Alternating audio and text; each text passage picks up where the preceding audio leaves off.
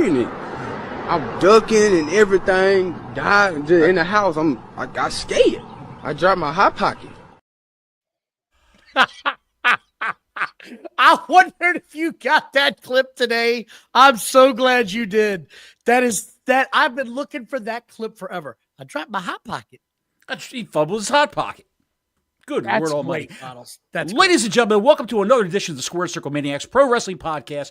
My name is Johnny Bottles, and Frank Reynolds is my spirit animal. To my left, you know him, you love him from Twitter.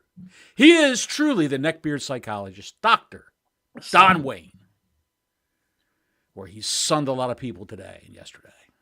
So much fighting with people over ratings, the IWC. He's got his sleeves rolled up. And he looked like the Philo Beto of the IWC, if you get that reference, if you remember that name. The Philo Beto of the IWC. Yes. That's fine. I know what you meant. It's just been insane. I do want, before we begin, I want to give a quick shout out to Chris Steichleather. Chris Steichleather is not doing well health-wise. He's in the hospital. Said he had double pneumonia, so I want to make sure we took a minute to give a shout out to him real quick. Make sure you're doing better, buddy. Yeah. Cheers to you, pal. We'll have one for you. The Chris Steichleather. So much news, so many notes, so many things to cover. I guess the biggest thing we got to talk about right out of the gate is we didn't get a chance to talk about it Saturday. As soon as that thing was over with, I went to bed. I didn't get up the next day till 9:30, 10. But Saturday night's main event has come and gone. And it was, I guess, the one word that I would take away from that show was nostalgic. It was very nostalgic from start to finish. A couple of ways that I felt that way. The ring ropes were red, white, and blue like the old days. Right? Mm-hmm. That was a really big deal. I thought that was really cool. Yes. The WWE block old school logo, which I think is the best logo they've ever had, was back. I think that's a classic look. The walkway in the aisle was much smaller. It gave it a much more narrower, yes. It gave it a much more fans-on approach if that's how I felt. Let me ask you this. What did you think about that narrow aisleway? It felt to me like it was much more personal, much more intimate setting for the fans of the wrestlers. Better to grab Liv Morgan with. And people were. They were trying to grab that ass. They were. Well, they were trying. That was going on. She kept swatting arms away when she was walking down that aisle. Just slapping those hands away. The refs were in the old school blue shirts. I dug that look again. I think bow ties. I think that's yes. What do you prefer, Bottles? Do you prefer the black and white striped shirts, or do you prefer the blue shirts? That look. I like the black and white striped shirts, but I think for the PLEs, they should go back to the blue shirts and bow ties. It's the boxing referee get up is what it is. Yes. Yeah. Yes. I think they should have that for the PLEs and have the black and white striped ref shirts for all the TV shows and the house shows. That's what I would do. So you're kind of like me in this regard. They need to integrate more of their history onto their current product today. Not just keep it all flashy and showy, but break some old school elements from the TV shows that we liked back into what they're doing now in their current product. I think that'd be a good idea. That. Next thing you know, you're going to have ring announcers sucking on toes. You're going to have people... Easy. I'm just talking about the look, just the look. Oh, just the look. I like the tunes. I like the theme. Obsession by Animotion. Yes, was playing in the background. Yes, they went back and relicensed that, which was by the way, if you have never big song at the time. If you've never seen the show before, we are the Square Circle Maniacs podcast. Please hit that like, hit that subscribe, hit the notifications button, the ring-a-ling on the ding-a-ling. Chris Steichleather has joined us. I'm glad he could. My man's in a hospital bed joining us, so we appreciate you. It's good to see a case of gonorrhea can't get a man down. Did you like Jesse Ventura? I gotta admit, I was nervous about Jesse Ventura, and he knocked it out of the park. He crushed it. I'm sorry he crushed it. You got nothing for me here? It was good to see him back for one time. But I hope they don't make a regular thing out of it because he is just, what's he, 80? Is he 80? 74. 74. He sounds like he's 94. Okay. It was good to horrible. see him. I thought he sounded great. That's just me. You didn't care for him. That's fine. Super Chat's open, by the way, everybody. Again, I thought it was a good part of the show. The presentation was clean. The part that really cracked me up, and this just shows you how spoiled wrestling fans of today have become, was everybody bitching online about the commercials during the show. It's on broadcast TV. It's not a PLE. You are going to get commercials. What the hell did you expect? Now, on Peacock, what did they do when NBC went to a commercial? Did they have that thing that Media Boy UK told us, where they had a split screen of McAfee and Cole were talking about with people backstage what they're going to talk about and what's going on, and the other half of the screen was the actual match. You know what? We should have talked about that because I watched it on NBC like you did. One of us should have watched it on the Cock to see what it actually looked like. It probably should have been me because I paid for the commercial-free stuff. So I probably should have been watching it in retrospect. They do it again here in 3 or 4 weeks, so we're going to check that out. I also want to talk a little bit about the viewership ratings because those numbers came out, and that has sent the Twitterverse into a stratosphere that I never thought I'd see again, where the AEW neckbeards are wringing their hands literally over the numbers that came out today because it initially dropped of a 1.59 million rating for NBC, which I got to admit, I thought it was kind of a disappointing number. I thought they'd do a little bit higher. But again, it's just the way TV has gone. It's just these networks are killing themselves. They really are. They're not putting on entertaining products. People are streaming more than ever. They're finding outlets. They're finding stuff like podcasts like ours that they're more interested in than these rich assholes they put on TV to tell you how to think and feel and dress. So I sort of get that. But the 1.59 sort of was like, oh shit, that's like a really good that's a good episode of SmackDown or Raw nowadays on the cable networks. But then the other numbers came out, and it was like 800,000 viewers were on the streaming service. Yes. On the Peacock. Sense. So it ended up being 2.3 million people they're saying watch this total. And this is when people lost their minds. Yes. And I couldn't believe people came unglued like this. You can't include those numbers, man. That's not part of the number, man. No, that's not right. That's not right. Folks, I got news for you. Here in a couple of weeks, AEW is going to start streaming on Max. And it would not surprise me if this younger audience that seems to like that watch more on Max than they do on TBS and just start cutting the cords. That's not going to surprise me in the least iota. If they do that, then Turner, it's not even Turner anymore. It's WBD. WBD is going to look at that and say, why are we putting them on broadcast TV? We can run a Star Wars marathon or a Marvel movie marathon every Saturday night. Why do we have Collision on our broadcast TV and on Max? Let's just put Collision on Max. Let's just put Dynamite on Max. We'll do that. It's definitely going to eat into the people that watch Dynamite. It definitely is. Yes, it is. I agree with that 100%. But the other part of that is, and here's the part that I've read about this 100 times. They being TBS and TNT, want to keep live television products on those network channels. They want to have live sports, live action. They want to keep that part of their library of things they offer people on cable. So that's why they want to keep streaming or on live TV. They want to keep it on live TV, especially, but they're adding it to the streaming to give you an added benefit for your streaming service. Because a lot of people right now, let's be honest, are not happy with Max. They do not have the best streaming platform right now, unless you like the NBA, which, by the way, the NBA is not doing too well because, like I just said, they only did like 1.8 million for one of their big games this weekend. The Heisman Trophy took home the cake. They had like over 2 million people. People watch that, but even that seems like a small number to me.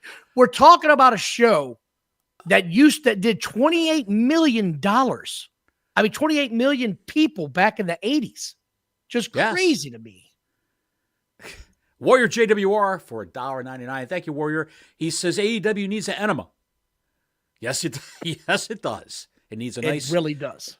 It needs a nice enema, a nice clean out, and then a colonoscopy to see if there's any more grit and grime left in there that needs to be excised. But it's not going to happen when the owner of the company is best pals with everybody who works one of them. Well, there's a couple of them he's not best pals with. We'll get into that later on. This Another whole one we thing found out. A female he's not best pals with. No. The other part about this whole thing that really hit the Twitter shit page today was Dave Meltzer came out. Before you go on with that, put a mental bookmark right there. While you were talking about the Heisman Trophy Awards, what were the viewership for that in the past? Let's say like last year. Was it higher? I don't remember what it was last year. I'd have to go back. That's a big thing in football.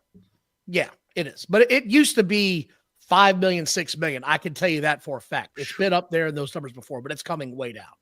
Yeah. And like I said, Saturday night's main event did 2.3 million combined with the TV ratings and the Peacock ratings. And Dave Meltzer is just out of his mind lately. You talk about needing an enema, that guy needs one. That guy needs one right now to cleanse whatever, his head's up his ass. That's why he needs one. We got to get that out of there and get it back on his shoulders. Okay. Dave tweeted out, they are misleading you. 850,000 or 700,000 would be people logging in. A rating is based on 2 hours of watching, not just logging in. I'm sure close to 3 million watched for a minute and then just turned it on to wherever the NBA was. They can do the same ratings like that. No, Dave. They look at streaming minutes on these television shows. Remember the show Wednesday Addams that came out on Netflix? That was a big deal because they told you how many minutes were watched of that show. It was something insane to where when you average it, it was like 33 million people watched this show. Right. So Dave is just coming unglued because when he saw 1.59, they're like, well, they didn't do 2 million. And then he saw that they did do over 2 million and he's coming unglued, man. He's saying, no. They're just saying if you logged in. And the other part of this that caught my attention was the neckbeards coming unglued because they said, look, you're going to tell me that 25% of their audience logged in to watch wrestling? There are 33 million subscribers. If 800,000 people logged in, that's 2% of their audience. Yes. Calm down. What are you even talking about? Why is it that Meltzer's he's just so pig-headed and bullishly defending AEW? What is going on there? Does he have a stake in it? That's been rumored. He's got like a 1% stake in it. Is he a shadow booker?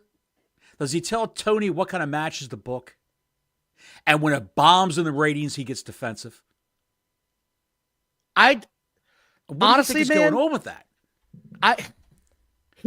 He has stacked his deck in this corner of AEW and said WWE is yesterday's news. Here's all the wrestlers that I like. Here's my Kenny Omega and my Young Bucks. And this is what you should be watching. This is going to be what's going to lead the future of all wrestling. Right. And it's fallen apart. And he doesn't understand it because he's like, I anointed these guys. He's not. He's not. That's not how this works, Dave. No. They were watching the product. Do you think that Comcast, who owns Peacock, would allow them to fib these numbers and possibly have to face some sort of a legal issue over a stupid wrestling show that was on for 2 hours? No, come on, man. Use your brain. 800,000 people is not a stretch out of 33 million. Because here's the other thing you and I have talked about is Tony Khan trying to say, and Dave Meltzer for years, over 100,000 people bought this pay-per-view. You're telling me, and this was a year ago, 1/8 of your audience bought the pay-per-view every month. That I'm supposed to believe. But 2.5% of Peacock subscribers weren't going to log in to watch this? Are we shitting me right now? It just doesn't make any sense, Bottles. It just doesn't. You're right. And I'm just, every time I see his tweets, I just try to figure out, what is this guy's motivation? If you watched New Japan in the 90s, okay? If you saw any videos from New Japan in the 90s, it was random matches. Just like Dynamite is, just put together matches. And then they had tournaments with these indeterminable rules, like the Continental Classic. God. Only time they were actually successful in New Japan is when they had storylines. The NWO was created in New Japan. That was big for them. Then Eric Bischoff took that idea and brought it to WCW. Number 2, the Bullet Club. When the Bullet Club became big in New Japan, Their numbers went up. They were carrying Bullet Club shirts and Hot Topic in all the malls, Spencer's, all the malls, all around the world, all around the country. Bullet Club T-shirts were everywhere because it was something different. Wrestling was getting cool again, and with one of the coldest products in the world, New Japan Pro Wrestling. Well, not to cut you off, but you know why people were buying the Bullet Club shirts in America, right? Because they thought it was referring to a gun club. They just thought it was a cool shirt. They had no idea it had cool anything shirt to for do shooting with and things like that. Yeah. Gun enthusiasts were also buying those shirts too. Yes. So that's a good thing. But I'm just saying that New Japan, the way they do their matches and put on shows, is a cold, dead product in the United States. And Meltzer worshipped it for years. He was tongue bathing guys like Kobayashi and Muda and everybody else when Muda was in Japan. And when Dr. Death Steve Williams and Terry Gordy were a tag team over in Japan. Right. Tongue bathing those guys. And now he's still doing it with Okada, the Young Bucks, the guy who had his brain removed, Shibata. Who? Shibata. Yes, all those guys. Omega. And I just can't understand it. I can't understand it. I don't either. Because it didn't work over there. It didn't work when New Japan had TV time on Axis. That show was, I think, 30,000 people a week were watching that show at one point in time. That's how low it got. And it got booted from Axis TV. They said enough's enough. And that AEW is going to go the same way if they don't turn things around. They got to have more stories. But the stories they're writing are horrendous. Well, I'm glad you said that, because if there was one thing, right? So the Saturday night's main event was sort of, to me, it was just sort of chalk wrestling show, right? Nothing insane happened. It all went by the books. But the nostalgia that we talked about, it could have, yes. Yeah. With just however, with more title defenses. You never see Cody Rhodes ever defend the title, so I thought that was a cool thing. But what got my attention was Cody Rhodes came out wearing the winged eagle.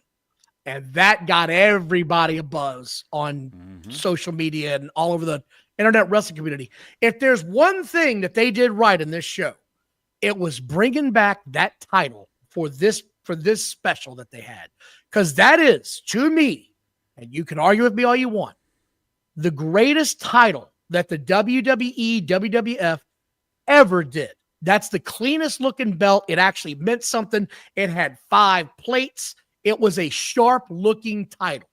I thought this was a great touch, because here's the other part. $4.99 from Warrior. Don Bottles. Have you guys heard about the tweet? If TK ran WCW, he'd still be in business. Can you picture him dealing with Steiner, outsiders, etc.? I have heard about it. I think Bottles has that pulled up. I'm not sure. I know we're going to talk about it a little bit later. I don't know if you have that one pulled up or not, but I can put it to you this way. I've got the Dave Meltzer tweet that had to go with it, but we're going to talk about that. Thank you, Warrior, for the super chat. We appreciate it. But I thought the winged eagle was especially nice for a couple of reasons. One, it's a one-off. You don't have to expect it every time. And 2, Cody Rhodes has been politicking for that belt since he got back. Did you realize that? Yes, I did. I did hear that. But I was confused. I didn't think it was that belt. I thought it was a different belt. What did you think it was? There's another bird type. Are you talking about the big eagle? Yeah. Yeah, the big eagle was bigger than that one. Was it bigger, or was the strap smaller? No, it was a bigger belt. The big eagle was actually as big as the world heavyweight title that Ric Flair had. That's what they did, is they made it as big. That's the one. It was a big front, and then the strap was smaller. It just looked smaller because that center piece was so huge. Plaque was so damn big. They debuted it with Stone Cold. Stone Cold debuted it. Intercontinental or U.S.? No, it was the WWE Championship. It was a heavyweight belt? Okay. Gotcha. Yeah. Gotcha. So do you know why they got rid of that belt, by the way? No. So they got rid of that belt because if you look at it, the edges of it are circular like a saw. And when wrestlers would throw it up on their chins, it would cut the side of their face. It would cut the chins. Take a look at that thing. You could see where that thing could gash you if you weren't being, because, those guys get to swing in that damn thing when they're having a match. I mean, Stone Cold was famous for swinging that belt at you. So was The Rock. I mean, The Rock, he would go up and throw it back. I mean, shit, man. So, yeah, I think that's the belt you're talking about. The only other belt I could think of was the ones that came before that. And those are those tiny belts in the late 70s. So I don't think that's what you're talking about. Right. But I thought that was a nice touch. The match with Kevin Owens and Cody Rhodes was good. I thought it was a good match. Yeah. And then it went off the air with Cody Rhodes holding up the winged eagle, and that's all we saw. And then shit hit the fan when they went off the air, and Kevin Owens pile drove Cody Rhodes into the mat. The backboards came out. It was chaos. The fans were verklempt. They didn't know what to do. Mm-hmm. Their hero had been taken out. And did you see Kevin Owens stand on Cody Rhodes as they got him on a backboard? Holy heel move. How great was that? He did it twice. He stood up on him, held the belt up, was cheering for himself. They said, oh, you got to get off him, get off him, get off of him. He got off of him, looked around, jumped back up on him again, did the exact same thing. It was fantastic. What a heel Kevin Owens is. This is what he needs to be, not the good guy helper. He needs to be a shitty heel. Because that's closer to who he is. Yeah. He's a difficult guy. He's not easy to work with sometimes, and he's got a lot of selfish personality traits in himself. That's who he is. Let him be that. And the best part about this was he left with the winged eagle belt, and Triple H ran right into him. The belt went flying out. Triple H is going crazy. He came back and got the belt. Get this. Now the storyline is going to continue. What's supposed to be happening now. Kevin Owens is going to go on the live event tour defending the winged eagle title. He's the genius move.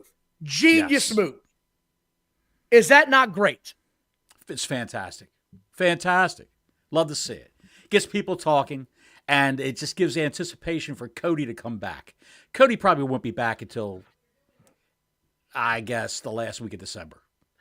I would imagine he's going to be off TV for a while. He's been working his ass off. He's earned a little bit of a reprieve. Mm-hmm. They can carry the next few shows. I believe next week's shows on SmackDown and Raw are both pre-taped. Yeah. Yes. So they're giving everybody some time off. I think that's great. However, next week's SmackDown will not be recorded. That's going to be live because the next day after Christmas, they're back at it, pal. I don't know if you saw the tour dates or not, but they got 2 shows running each day. They got a SmackDown crew and a Raw crew, and they're running through the New Year. So get ready and buckle up, man, because we're about to get on this ride for WrestleMania, and I'm looking forward to it. I don't know about you.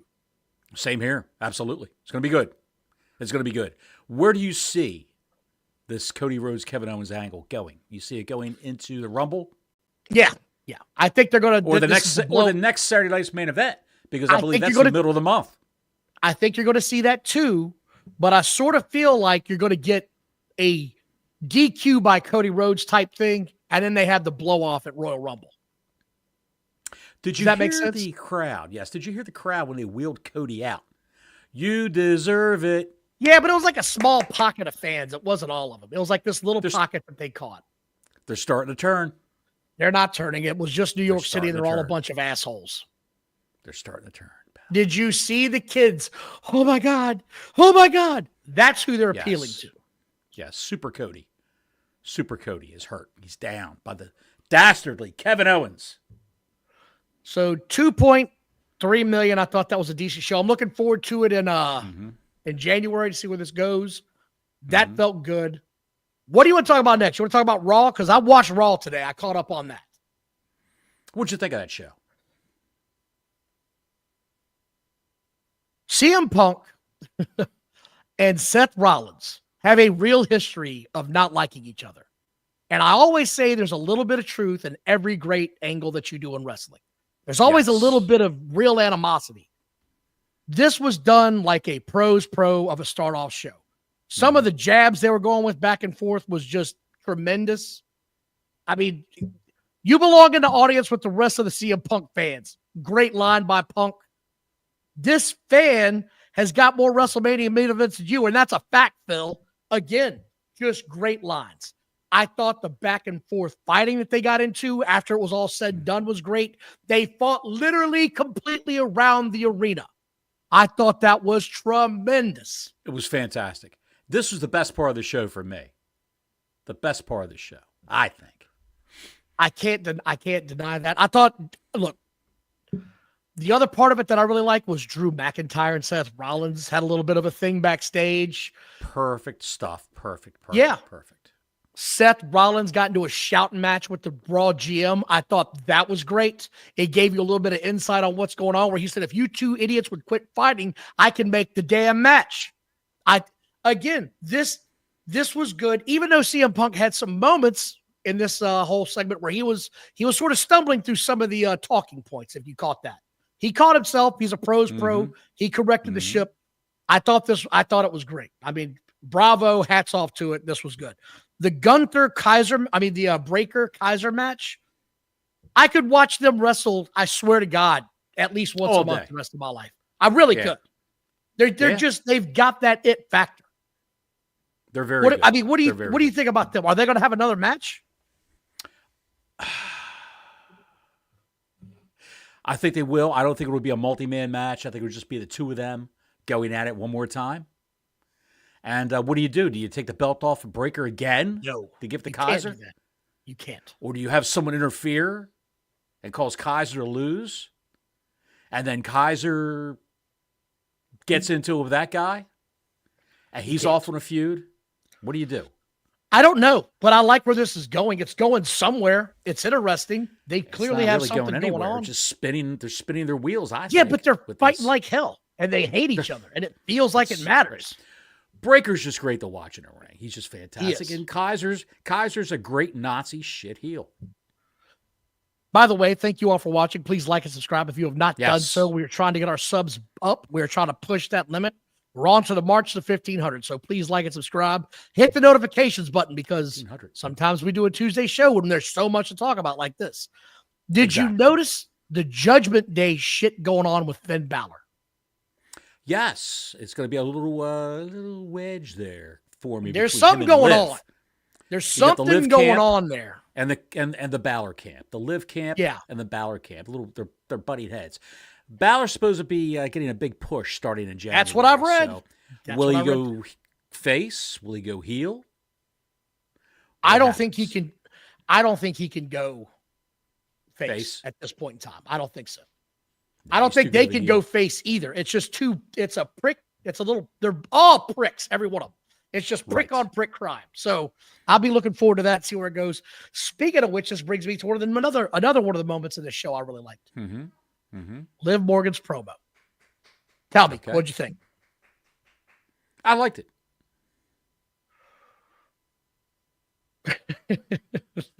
Anything particular about it you liked? I had the sound turned off. Why? I don't know. No, I'm just joking. I'm just tired. I'm tired of Liv Morgan and Rhea Ripley. I'm tired of it. Let it end. Well, let's take it out behind the barn and put it out of its misery. This shit cannot go on. It can't go on at WrestleMania, Don. You cannot keep putting Ripley and Morgan against each other all the way up to WrestleMania because people are already jumping. They're already jumping overboard. The fans are from this feud. They're already getting tired of it. They're already fed up with it. I agree, and it's time to end it. But this, again, Liv Morgan and this segment was tremendous. They brought a bullhorn to the ring. Every time Dominic tried to talk, the crowd just jumps all over that guy. Jumps all over him. And then, well, she grabbed the bullhorn and was like, if you didn't listen to Dom, here's what he said. And then, of course, Rhea Ripley came out. I thought it was great. I enjoyed that. The New Day backstage with Rey Mysterio. Dude, I've never thought I'd see the day where I would be all over the New Day. They're great right now with what they're doing. They really are. They're great. So I enjoyed that. And finally, last but not least, the War Raiders versus Finn Balor and JD McDonough, and the right team won. It's time to get those belts and start taking a serious look at the tag team division and start making it matter again. And I think this is a step in the right direction. War Raiders won. They're the new tag team champions. I feel like we're going to have some factions breaking up or at least changing. And maybe we're finally going to get a new revived look at the tag team wrestling scene in the WWE. What do you think? I think they should just have one set of belts that goes from Raw to SmackDown. That's what I think, because you don't have that many tag teams. If you have separate belts for Raw, separate belts for SmackDown. You're going to have the same guys wrestle every freaking week, and it's getting old. It's going to get old. Bobblehead and Balor, the B&B crew, they got old for me. I couldn't see those little guys defending it realistically against larger opponents, especially like the War Raiders. To see Ivar sell for J.D. McDonough, it hurt my heart. I'm glad two guys that broke their necks for the WWE in this company, they finally achieved the tag team gold, and good for them. And now they're baby faces, so who knows where that's going to take these guys. You missed one thing, though, Don, in your rundown. What did I miss? Go ahead. You missed the flaming red zero, the glowing red zero that was on the screen with the slash going through it. Supposedly that is for my favorite wrestler, my favorite luchador. I mean that with the utmost sarcasm. Pienta El Miedo del Zero, del Firo, whatever his name is. That guy. He's actually signed. He's coming in. Obviously, without any benefit of going through NXT whatsoever to learn the language, to learn the camera placement, how to sell. I predict that he'll be gone in 6 months. I don't know. It depends on how they use them. They clearly want to have this kind of a fan base in this company. They don't have it right now. They want to get some of this lucha style going. Rey Mysterio is unique. I don't know if it's going to work either. It's never worked in the past. American audiences just don't typically get into this type of wrestling. I did meet the guy once, and his exact quote to me was, "Donde está tu casa?" And I was like, I'm not talking to you. I'm not telling you where my house is. That's not happening, bud. No yob. No yob. No yob. No backyard mud show bullshit in my house in El Caso. Is he friends with Bill Mascaris? He is. It's actually his cousin. Third removed. Is he friends with Mel Santo? He might be. I don't know. Okay. Gotcha. The late Mel Santo. He might have been friends with him. I think that Penta is, if in case you guys are going to miss it, he's probably going to wrestle Rey Mysterio. He's gonna back up Rey Mysterio in some feuds, and then he's going to turn on Rey Mysterio and have a big schmoz with him, big blood feud with Rey Mysterio. Can I say this? Rey Mysterio. Anything that ends the LWO, I'm all for. Anything that ends that, I'm all for it. They gotta sell shirts, Don. They got to sell these LWO shirts, Don. They got to do it somehow. They want to sell LWO shirts and the zero with the slash going through it shirts. And maybe those masks. Sell the Penta mask right up against the Rey Mysterio masks. The Raymond Mysterio masks. There was also some news on from Dave Meltzer about old Dwayne Johnson, The Rock. He put out an article that says they don't know what they're going to do with The Rock yet, and the plans are up in the air. He has no idea. He has no idea. He said that The Rock wasn't going to be at WrestleMania wrestling. Yes. Because he's filming a movie. No clue. Here's the other part, though, that I want to talk to. The Rock's movie, alongside Chris Evans, is a movie called Red One. It came out on big Amazon. Bomb in the theaters. But I watched it last week. It's a good Christmas movie. It's an alternate Christmas movie. I think you'd like it. I suggest everybody watch it. Here's the thing about this now, right? 50 million people, individual homes, watched this last weekend over a 3-day venture. So it might have bombed in the theater, but they're making up for it on the back end because I really thought it was a decent movie. I enjoyed it. The family enjoyed it. That's what I've got so far. You had something you wanted to talk about specifically about TNA. Couple of nuggets you've got going on over there because I didn't even know what was going on with this shit. And you and I might have differences of opinion on this, like huge differences. What's going on right now is they got a new guy running TNA. They just hired him a couple of weeks ago. They brought him in from the outside. They brought him in from Anthem Sports. He's got a guy in there now running TNA. He's not booking. He's just overseeing TNA, dotting the I's, crossing the T's. And they've asked all the talent to take pay cuts. Now, Josh Alexander wanted to leave a year ago, but they had an option to roll his contract over for another year, which they did. And now the contract's expired. He's gone. His wife, Jade Chung, backstage interviewer, she's gone. And the word on the street is Josh and Jade are going to NXT, the team with Ethan Page, because Ethan Page was the old tag team partner of Josh Alexander. When they were in Canada, they were wrestling as a tag team called the North. You got that so far? You're running in circles around me. I'm trying to hang TNA on. Watcher. Kushida, Japanese. That I guys did NXT. see. Kushida's gone. Yes. And he is Seven. apparently going back to New Japan Pro Wrestling, from what I gather. Yes. Trent Seven used to be in NXT. He was a tag team partner of Tyler Bate. They both had handlebar mustaches. They were called Mustache Mountain. That was the name of their tag team in NXT. Dear God. Trent Seven left. He was cut, and he went to NXT. He went to TNA. Now he's leaving TNA. Don't know what's going to happen to him. Rhino, when he found out they were cutting checks, Rhino said, I'm out of here. He just did his last shot on live TV the other day. Speedball Mike Bailey, rumor has it, he's signed with AEW.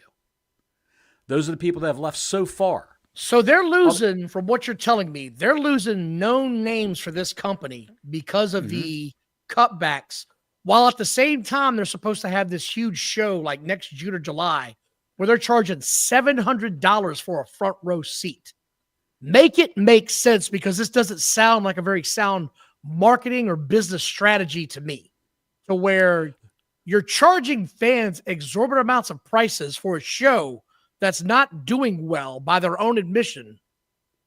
How is that going to connect the dots in the end? I think with the partnership that they have with WWE, they could just bring in people from NXT. They could bring big names in from NXT and pop them on this show. I mean, a Trick Williams here and there, and Ethan Page on this show. Sol Ruka, bringing a couple of those people. Jada Parker, whatever. Bring them in. I'm just saying, Don. I'm just trying to. My rationale with this whole thing is, what you do when you're selling a company that's a failure is you cut cost. You cut your overhead is what you do to make it more attractive to buyers. We're going to have this discussion, I can tell. Of course we are. But that's what makes a good show. You cut your overhead. You mind your P's and Q's. You slash things where you can to bring down the cost of it, to sell it, to get rid of it, to unload it. And that's what they're doing right now. Okay, who's going to buy it outside of Tony Khan? Who would have any interest in buying this show? Think TKO would not buy this when not they're already a chance. Well, then why do they have a working agreement with TNA? They do have a working agreement because it's helping them feed their own in-house roster, and they're able to send. They're not going to send their top NXT talent over there. They're sending the guys on the bottom, guys and girls, of course, mid-card or below. They're not going to send their top talent. It's a good working relationship. It keeps TNA healthy, and it keeps their stars going to where once you've developed them enough, and I think you've got a real work over there, I can bring them over. Once their contract's up, they've got a working relationship with us already. It's been established. They know what it's like in this environment because I've had them on my show being WWE. I've had them in the big time. They performed on some of my main cards. Take a look at the Royal Rumble last year.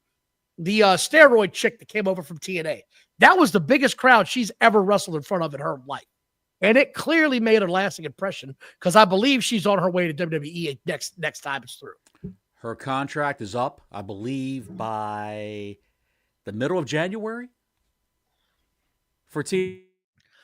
And the job on the way out the door for Tessa Blanchard, Tully's daughter, who is not signed to TNA. She's working on a strictly per appearance deal. I'm glad you brought that up. A contract. Because she did confirm that when she came out and said, I am not signed with TNA. I have not signed a contract with TNA. And she's got a bit of a history, and she said some things that were very racist. I'll just put it there. Very volatile. Very volatile. But Booker T had this to say about her coming back. I just want to put this out there that I've already seen criticism of Tessa Blanchard being back and people still wanting to try and cancel her. Booker said, man, y'all got to get off it, man. Get off it. All thing is, if something was said, an apology was made, and the fences were mended, we should be able to move on. But people want a public apology. People want a public apology. Why? I have no idea. There's been pictures of her with La Rosa Negra, the African-American lady that she got into it with and called the hard R-N word to her and spit in her face. She mended fences with her, apologized to her, and if she wanted everybody to know that, they would have recorded it and put it on the internet, but they did not do that. So she believes in keeping her business private. And I guess if she wanted to, there's a 50,000 wrestling podcast she could go on YouTube, on Spotify, that she could go on and do an interview, a quickie interview, and apologize. So, I mean, back in the day, a lot of our favorite wrestlers were not the nicest of people. And we didn't have any internet back then. We didn't have any of that stuff. We just had Meltzer's dirt sheets, and he wasn't digging into any of it either unless it became unavoidable. But those guys were racist. Those guys were alcoholics. Those guys were drug addicts. They were not nice people. They were mean to women. They would beat women. But, and this is a lot of your favorite stars. So it is what it is back then in the 70s and the 80s. It was what it was. I just don't, when you're talking about TNA, though, I don't see the appeal of buying them. What are you actually buying? You're buying a TV contract and part of a wrestling show. All the talent's gone. What am I going to do as a promoter now to get this back on its feet when all my talent, all my top earners just left? It's a catch-22. There's nothing there for me to invest in. There's just not. The tape library. Okay. That's their biggest thing. That's their biggest thing. That's their biggest magic ring. If you want to talk, it's their biggest asset. The biggest asset that they have is the tape library. It's worth a lot of money. You've got AJ Styles, CM Punk, Hogan, Sting, Angle, Booker T, AJ Styles, all the greats. Again, WWE's going to Netflix and all that shit's going away. Like, it's going to, the network you know and love, or that you might watch. I do watch a lot of the old wrestling stuff on WWE Network. I watch it all on Peacock. If I'm feeling kind of lazy, I'll put on some old bad wrestling and fall asleep. Something about those guys beating the shit out of each other puts me in a good mood of sleeping. A little bit of rain coming down and Arn Anderson cutting a promo on somebody about he's going to beat somebody's ass. And then I hear that spine buster in the ring. That's it, baby. I'm tapping out. 1, 2, 3. Going to sleep with the sounds of mayhem. Big hairy man with a shredded forehead, wearing fur-lined boots, holding up his hand, going, "Huss, huss, huss." He was on the other day. I was watching that shit. God, he would not shut up with that every time. No. But yes, so anyway, that's sort of that. The TNA is sort of up in the air. No one really knows what's going to happen or what they're trying to do. Because on one hand, it looks like they're trying to sell the company. On the other hand, they're putting on a pay-per-view show where they're charging $700 for a front row seat. Somebody make it make sense. By the way, thank you all for watching. Please like and subscribe. Hit that notifications button. Hit the ring-a-ling on the ding-a-ling, that notifications bell that will let you know when we're going live. Now we come to the main course, son. Hang on a second. So you don't think the tape library is worth a shit? I don't think it's worth a damn. Because that's the sort of thing that Vince McMahon was buying up like crazy. Yes, he was. Work together. And now look where we are. But look at the 20 years ago, peak TNA. Yeah. 20 years ago. Again, I don't care. No one watches it outside of a few people. That's why the WWE is getting rid of it, because it's just not worth the cost. That's why. It's not worth the cost of maintaining that shit. So WWE's getting rid of what? Get rid of what? The network or the? They're not bringing that over. What you have on the network now is not transferring. They're going to have episodes of Raw, episodes of SmackDown. Yes, they're not going to have WWE events. No Mid-South. None of that stuff is coming over. That's all falling by the wayside, allegedly. Ashton Chevalier says all of Arn's hair went from his head to his chest. Arn Anderson is one of those guys that looked like he was 50 years old from the time he was 23. He just had that look. That guy could have probably bought a 6-pack of beer at 14, and nobody would have blinked twice. He fell out of his mama like Benjamin Button. He really did. What an ugly old man. Shut up and give me a beer. Do you want to talk about... It's time, Camille. We got to talk about Camille and Chris Jericho and the man-child running this shit show. Thank you again, Ashton, for the $2 super chat. We appreciate it, brother. Super chat's open. If you got something to say, we'll throw you up there. There's a little. Let's drop this in real quick.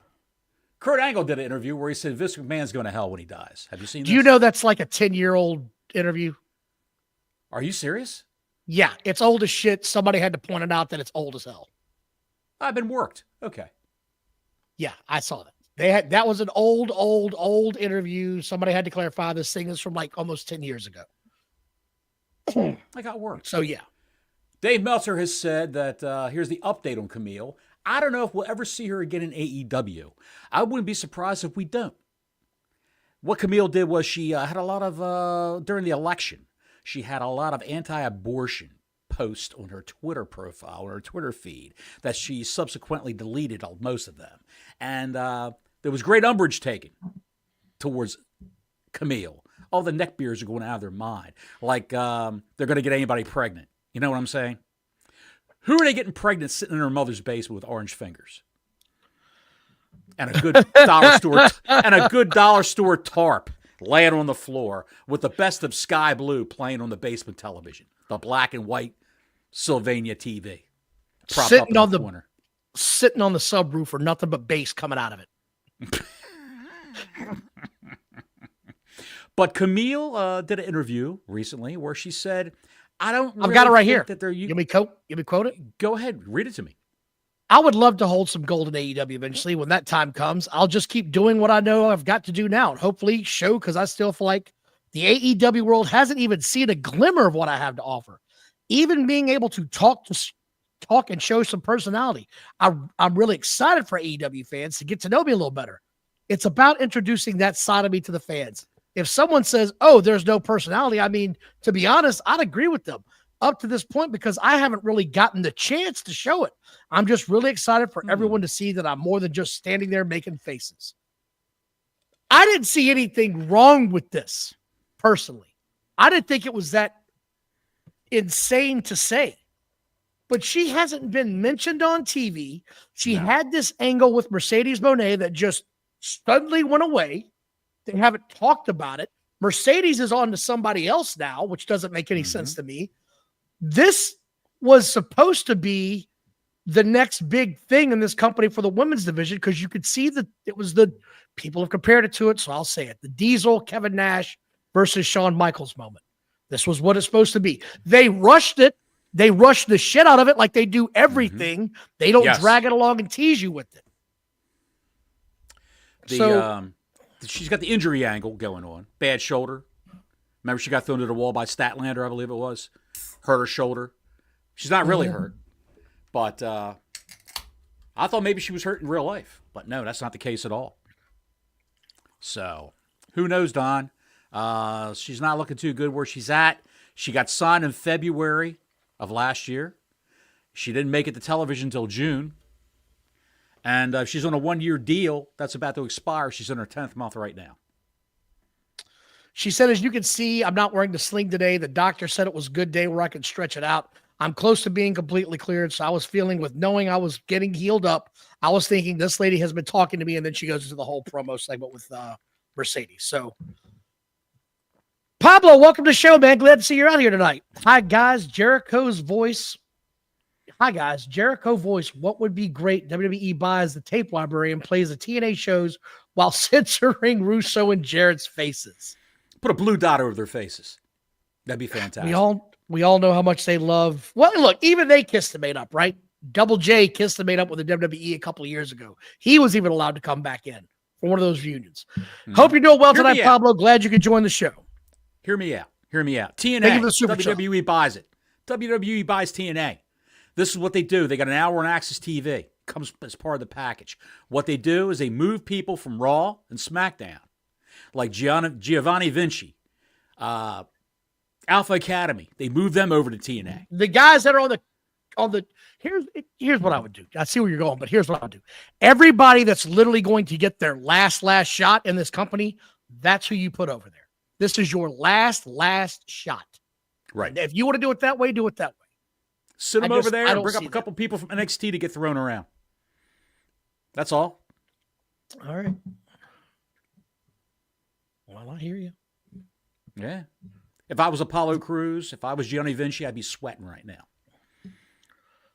Oh, they should be, because they are nowhere to be seen. Like he was just on SmackDown. Yeah, no one knows. Apollo Crews is on SmackDown in street clothes. No one knows. Thrown out of the ring. Saw him for 10 seconds. You saw him for 10 no seconds. I said, there's Apollo Crews. There he goes. And he's gone. He's out. There's also some other news. Do you think Camille is gone? No, I don't. I really don't. But I also think, and this is just me, I think this is the bad, and I do mean awful booking that is Tony Khan. That figures if we don't mention her, and Dave Meltzer says he doesn't think she's coming back, then that'll be a good angle when she suddenly shows back up. No, it's not. It doesn't make any sense. You had her as a heater, and you rushed through this in about 4 months. She went from heater to girl that got her ass kicked by everybody to eventually attempted manslaughter victim. Like what? Or attempted manslaughter. It doesn't make any sense. This shit got so bad. It just went down the drain in 2 seconds.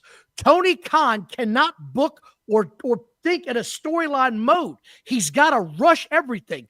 Okay, so she's been with her for 2 months. Go try to hit that chick with the car. Why?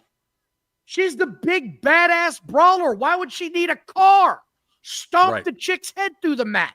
No, instead we got her out here wrestling a competitive match against Abdullah Oblongata, and no one's going to remember that shit in 3 months. None of it's going to matter. Right. Okay, another question for you. Tessa Blanchard, what month does she debut in the WWE next year? I think it's going to be sooner than we think. I think so too. Apparently they are high on her, and they want to bring her in. And there are women in WWE that have come forward that said they can't wait to work with her. Yes, I read that as well. So, yes. So as long as she's got her head on straight and she's not got her head up her ass being a racist, see you next Tuesday anymore, see what we can do with her. Allegedly, her father is the guy that taught her a lot of that. That's all I can say. Well, look, Big I'm not going Tully. to doubt that at all. There is some more wrestling news that came out of this man-child. Did you see about Chris Jericho? What did he do now? You didn't see this, really?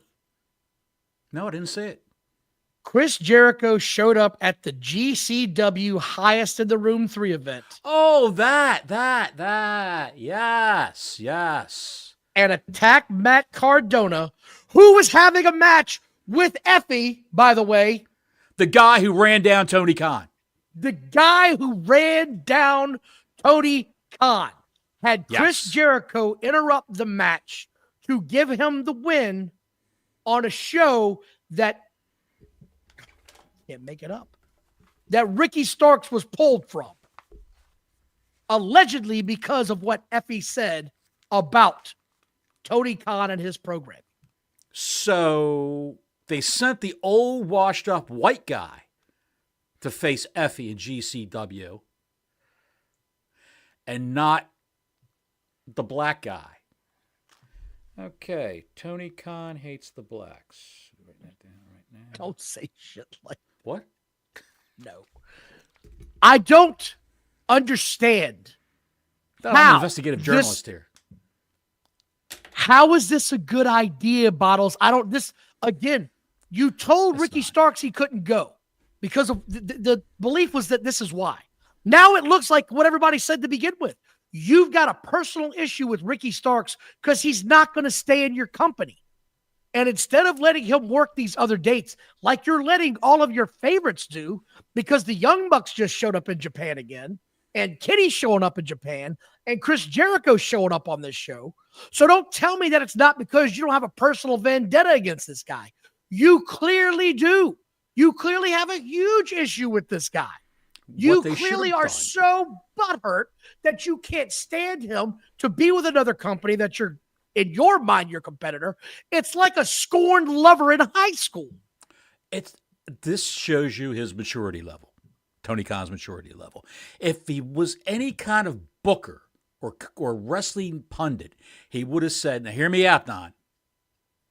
You're going to go to this GCW show. Cardona's going to wrestle Effie. I want you to run into the ring with a chair and whack both guys and put them both out and then grab the microphone and do the promo of your life talking about how much you hate AEW and GCW, Outlaw Indie Mud Show promotions. Do that and how much you hate me. And then you'll be back on Dynamite on Wednesday. when we're going to drag this even further. Now I'm going to that could be a great angle. Shit out of you, and you're going to get jobbed out of here. You're going to lose everything. He could. But again,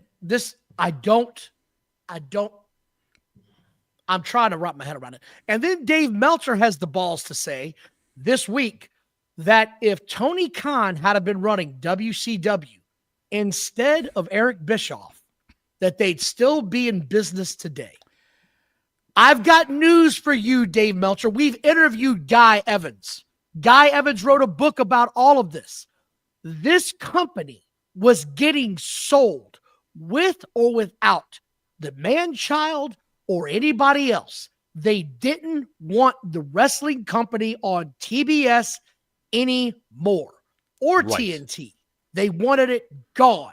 So I don't give a shit what you say unless Tony Khan was going to pay them to put this on their television program. And I don't even think that would have worked. This was going bye-bye. Nobody wanted this show anymore that owned it. No one. What he could have done is he could have bought WCW and just held on to it and looked around for another network to put it on. He could have done that. Tony could have. But Tony would have been 22 at the time when all this was going on. No, he actually would have been like just starting college. 16. Yeah, it's just yeah. Getting out of high school, starting college. Let's come back to this point that you just said. You're going to tell me that Tony Khan could have handled the egos of Scott Hall, Hulk Hogan. I didn't say he could have done it. Hold on, let me finish. He could. Let me finish. Go ahead. Kevin Nash, Jericho at the time even, Ric Flair. You're going to tell me he could have gotten all these guys to work together and to find a path forward. He can't even stop his own guys from beating the shit out of each other in the back right now and controlling the urge to fire the smaller, less of a star. He can't. Let this sink in. You decided to side with the Bucks and the loser, Jack Perry, who's only famous because his father was an actor. Otherwise, no one would give a shit about this guy because he doesn't look the part. You chose to side with them and let your biggest star walk right out the door and debut on a pay-per-view that has set the WWE onto a rocket ship to the moon that has not come back down to earth since. That's what you're going to tell me. Have you bumped your head, or are you just permanently on that special bus now, Dave Meltzer? Like I said, his head is so far up his ass. You can't get your head up your ass with a helmet on, Don. Dude, his is up there. It's up with the helmet? Can you see the chin strap and a helmet? He's in the back of the short bus, licking the window with the helmet on. He's a window licker. I can't make this shit up. He really is saying all this. And then he compared what Vince McMahon did with the WWF in the 80s to what Tony Khan has done today. Yes. He said, in 5 years, Vince McMahon grew his company from $10 million a year to 125. Tony grew his from 0 to 170 million. He paid for the damn, he put it in place with his money. What do you mean? It was worth whatever he was willing to dump into it. It didn't have zero value. Pablo says, did you see the Cornet drive-through? Tesla selling her sexy bathroom. Sounds on OnlyFans sites. She was either desperate or crazy or both. Farting and selling. I have not seen this. I'm afraid to see it now. God almighty. Are you looking this up? No. Look.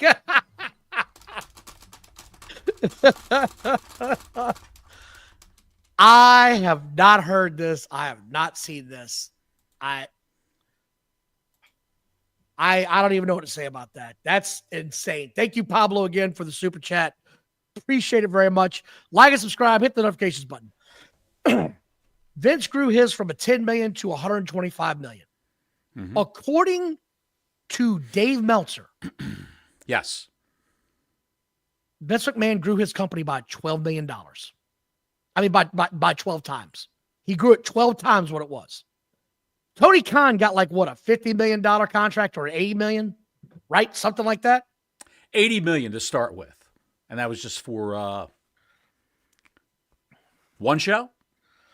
If he had have grown it at the rate that Vince McMahon did, he'd have $1 billion company right now. And don't give me that Forbes shit, because no one on God's green earth believes that Forbes when they said it's worth a $2 billion company, because it's not. Nothing about this company is worth that much. That's insane. But yeah, he goes on to say, but he hardly started from scratch. He had the biggest territory at the time. He had the Northeast. He had a territory. It wasn't even a national syndication at the time. The whole wrestling world was changing. Vince McMahon, love him or hate him, rode the wave of cable and said, I'm coming across the country and I'm breaking all the rules while I do it. And I'm taking you out and I'm taking you out. And if you won't accept my low ball offer, I'm taking over your TV. And that's what he did. That's what he did. Tony Khan had TV connections from his dad's football team. He had people he could mingle with. He was already on the inside. He wasn't a stranger. So again, Meltzer is just off his ass out of his mind right now. I don't get it. It's always like this with this guy. He's always like this. You know that, right? Yeah, he's always like this when it comes to AEW. WWE bad, AEW good. Why do you think it's insane? Why do you think all these kids on Twitter and social media are all like this towards WWE and AEW? WWE bad, AEW good. They get that from Meltzer. They get that from Tony Khan. Tony Khan. Starting to sound like Phil Marks. The right guy's Tony Khan. Holy Sorry, shit. Phil. I didn't mean to take your gimmick, pal. I'm just throwing it out there. There is one more piece of news we got to cover. What's that? Tony Storm. It's fantastic, Don. Coming up next week. Go ahead. So I was willing to give this a chance, right? I was willing to give this a chance because I only saw her debut. Yes. And she didn't do anything. She just came out like I'm back, right? Which made sense to me. She was in her old gimmick. I thought this was going to be one of those things where it's like, I'm reverting to who I was. That wasn't me. I'm me. I'm a badass. I'm a thumper. I'm the best female wrestler on the planet, and I'm going to take my title back. That's not what we're getting, as it turns out, after you saw the highlights on Rampage and Collision.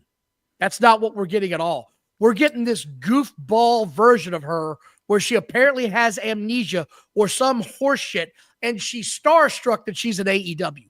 What are we doing here? Don, you remember the three faces of Foley from WWF? Yes, and I thought that's where we were going. We talked about that. Three faces of Tony.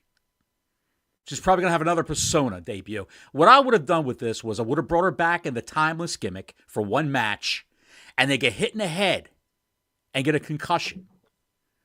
Just like they did with Foley. Got to have a reason why she's acting crazy like this. Then bring her back as this and see where it goes. You got to tee it up the right way. You just can't bring her back where she's dressed like this with no explanation whatsoever.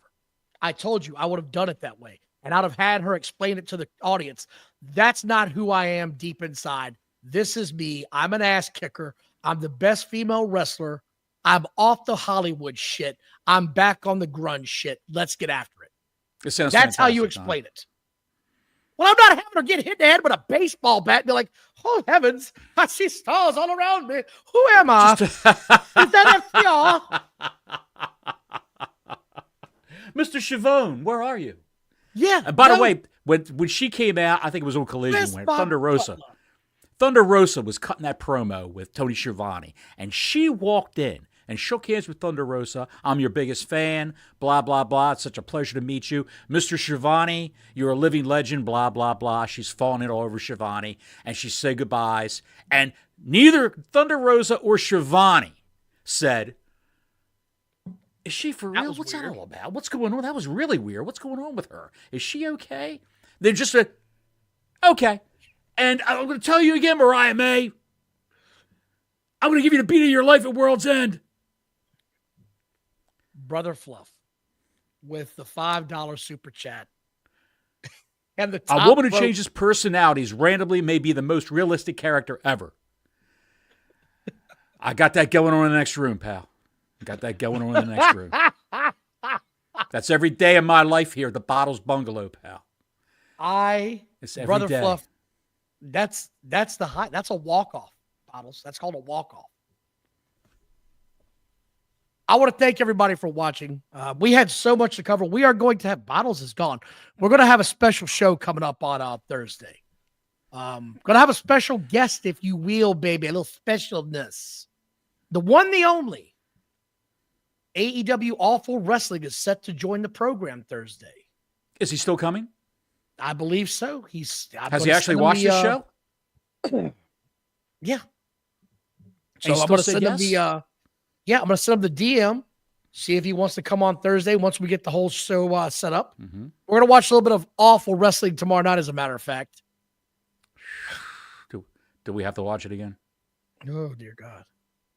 It's getting almost impossible. I want to thank you all again. Please like, subscribe, hit that notifications button. Thank you all for the super chats tonight. I know one guy that would have loved. I'd rather watch a fly climb my curtains than watch AEW Dynamite again.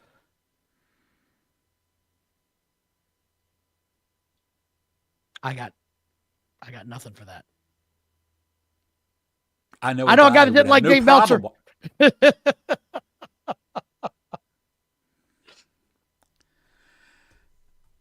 We're going to have a Mexican standoff.